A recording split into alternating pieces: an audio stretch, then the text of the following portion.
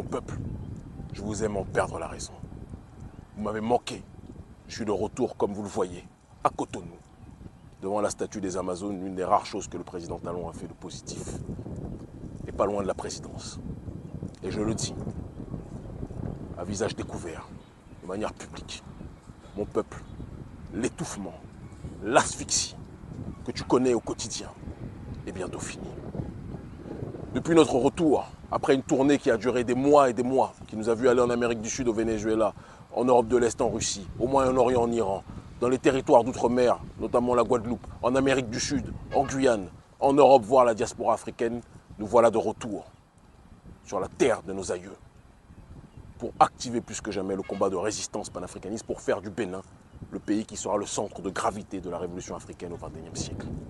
Le Bénin a toujours été la boussole et va redevenir la boussole, même si pour l'instant, il est en otage par une oligarchie qui a décidé de vendre notre pays au gouvernement français, au MEDEF, aux entrepreneurs français et à l'Occident de manière générale.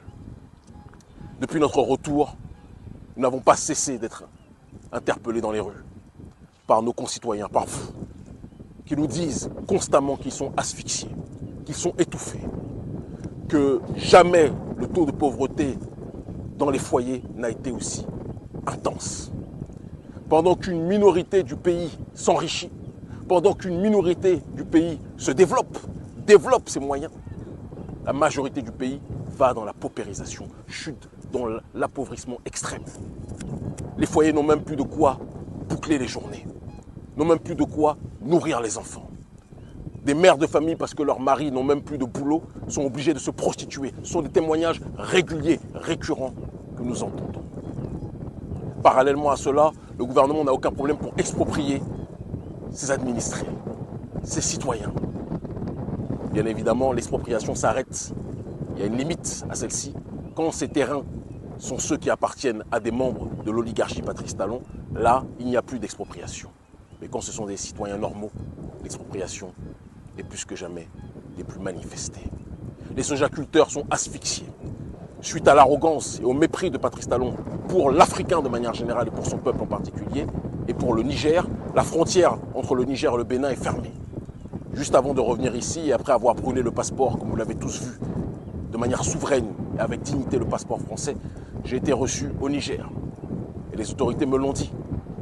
Tant que le gouvernement béninois abritera des militaires français sur son terrain, la frontière entre le Niger et le Bénin risque de ne pas être réouverte. Le président Patrice Talon, en agissant de la sorte, a poussé bon nombre de commerçants et d'entrepreneurs béninois dans une extrême pauvreté parce que beaucoup vivaient en fonction de la frontière ouverte entre le Bénin et le Niger. Le président Patrice Talon a cru que le Bénin était sa propriété, sa plantation.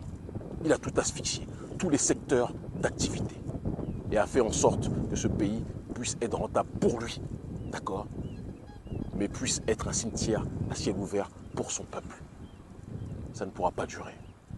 On rajoute à cela la mascarade du code électoral qui est effectuée de telle sorte qu'en réalité, seuls les candidats et les ennemis que Talon va choisir pourront concourir. De telle sorte que lui ou ses marionnettes qui sont dans son gouvernement, dans son entourage, pourront se présenter et assurément gagner. Les choses ne vont pas se passer selon ce jeu truqué. Je vous le dis avec simplicité, avec sérénité. Nous avons contribué et nous contribuons de manière active à la révolution africaine au Sahel à l'heure actuelle, et tout le monde le sait. Ce que nous faisons partout, je le dis de la manière la plus explicite possible, nous le ferons avec dignité, non-violence, sérénité, intelligence, lucidité, ici. Si les jeux sont ouverts de telle sorte que tous les Béninois peuvent être dans une logique de pouvoir exprimer leur voix, parce que c'est ça la démocratie, Demos Kratein, le pouvoir au peuple, nous participerons au jeu électoral. Et les panafricanistes présenteront très prochainement un candidat. Si la démocratie est refusée au peuple, comme c'est le cas depuis trop d'années au Bénin, parce que c'est une démocratie de façade pour avoir les investissements, pour avoir l'aval de leurs patrons occidentaux, c'est ce que Patrice Talon fait. Mais ce n'est pas une démocratie de fond, puisque le peuple est exclu des décisions. Le peuple n'a pas le droit à la liberté d'expression. Vous dites ce que vous pensez, vous êtes arrêté, comme le jeune dans le camp même du président qui a osé dénoncer certaines choses qui n'allaient pas et qui a été arrêté. Ça ne peut pas durer. Trop de gens ont peur dans ce pays, mais je le dis et je le répète avec simplicité et avec politesse. Je n'ai pas peur de vous, Président Talon, et vous le savez. Je n'ai pas peur de vous, je n'ai pas peur de ceux qui sont vos patrons, en l'occurrence le gouvernement français. Je n'ai pas peur de l'oligarchie d'Occident. Je n'ai peur que de Dieu. Je suis venu sur cette terre pour honorer nos ancêtres méritants. Je suis le fils de Béancin, de Bioguera, des Agoche, de tous ceux et de toutes celles qui se sont levés pour faire plus que jamais vivre la dignité dans nos cœurs. Le Bénin, pour l'instant, est avec la Côte d'Ivoire le dernier bastion de la France-Afrique au Sahel. Avec la Côte d'Ivoire, le dernier pays qui se soumet aux intérêts français, à la France-Afrique de manière générale. Mais cette période ne va pas durer. Et comme je l'ai promis aux frères, aux dirigeants de l'Alliance des États du Sahel, le Bénin sera tôt ou tard, parce qu'il est lui aussi touché par le terrorisme, un membre de l'Alliance des États du Sahel.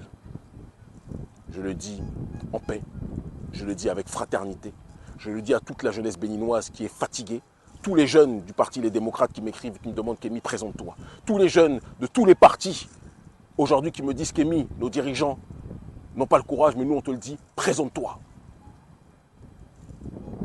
Chaque chose en son temps. Je ne dis pas oui, je ne dis pas non. Je dis que nous sommes en train, à l'heure actuelle, de travailler pour l'avancement de notre population. Restez mobilisés. 2026, c'est bientôt. Et d'ici quelques temps, la direction sera donnée. Je vous aime en perdre la raison. Ils commencent tous à comprendre l'honneur de nos ancêtres méritants. Nous libérerons le Bénin. Et nous ferons en sorte que ce pays puisse être le pays pour tous les Béninois. Et puisse être un pays vitrine pour tous les Noirs du monde entier. Kémy Séba, de son vrai nom Stélio Gilles Robert Capochichi, est un militant politique franco-béninois connu pour son engagement dans la lutte contre le néocolonialisme et pour la souveraineté africaine. Né en France, il a fondé plusieurs organisations militant pour les droits des Africains et des Afro-descendants, aussi bien en Afrique qu'en Europe. Il est notamment connu pour sa critique virulente du franc CFA, monnaie utilisée dans plusieurs pays africains et liée à la France, qu'il considère comme un outil de domination économique et haineux accent aigu au colonial. Kémy Séba s'est souvent trouvé au cœur de controverses en raison de ses positions radicales et de ses déclarations qui ont été perçues par certains comme extrêmes ou provocatrices. Il a été expulsé de plusieurs pays africains en raison de ses activités militantes. Au fil des années, il a écrit plusieurs ouvrages sur les thèmes de la décolonisation, du panafricanisme, et de la résistance culturelle et économique. Son approche et ses méthodes ont attiré à la fois des admirateurs et des critiques. Le Bénin s'apprête à des élections générales en 2026. Pour la première de son histoire, 3 élections seront organisées au cours de la même année. Plusieurs incertitudes planent sur les conditions d'organisation de ces élections, notamment en ce qui concerne les litiges et les institutions qui organisent ces élections.